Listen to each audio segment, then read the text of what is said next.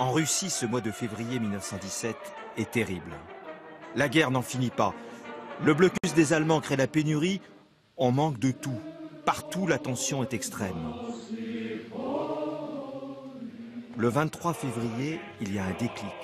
La Journée internationale des femmes se transforme à Moscou et à Petrograd en un vaste mouvement de grève contre la guerre et l'incurie du régime tsariste. Pourtant, le tsar Nicolas paraît indéboulonnable. Et sa dynastie, celle des Romanov, vieille de 300 ans, éternelle.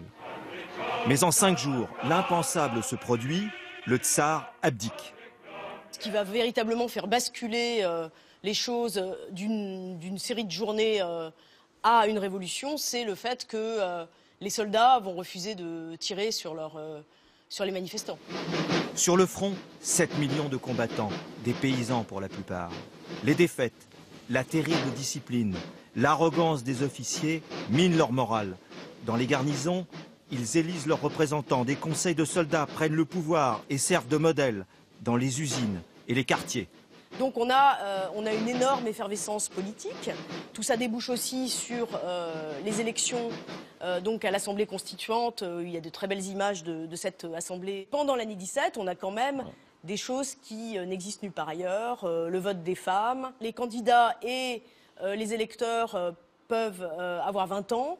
L'Assemblée constituante, c'est une assemblée de gens qui ont aux 3/4 moins de 30 ans. Donc c'est quand même des éléments qu'on ne voit nulle part ailleurs à l'époque. Pour la première fois de leur histoire, dans cet immense pays qu'est la Russie, des dizaines de millions de Russes ont voté librement. Mais dans la rue, l'agitation se poursuit. En juillet, une partie de l'armée soutient un coup d'État militaire arrêté de justesse par les grévistes. Le gouvernement provisoire semble impuissant. Et surtout, il veut continuer la guerre. Peu à peu, les bolcheviks, pourtant très minoritaires au sein de l'Assemblée, prennent le dessus avec un mot d'ordre, celui de leur chef, Lénine, en finir au plus vite avec la guerre. Mieux vaut la défaite que la victoire de la bourgeoisie.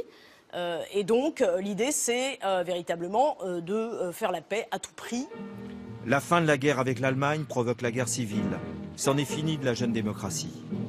En octobre 1917, quelques milliers de bolcheviks sont capables à eux seuls de renverser le gouvernement provisoire et de disperser l'Assemblée constituante. La Russie deviendra l'URSS. Chaque année, les commémorations de l'année 1917 seront réduites au seul coup d'État d'une minorité communiste.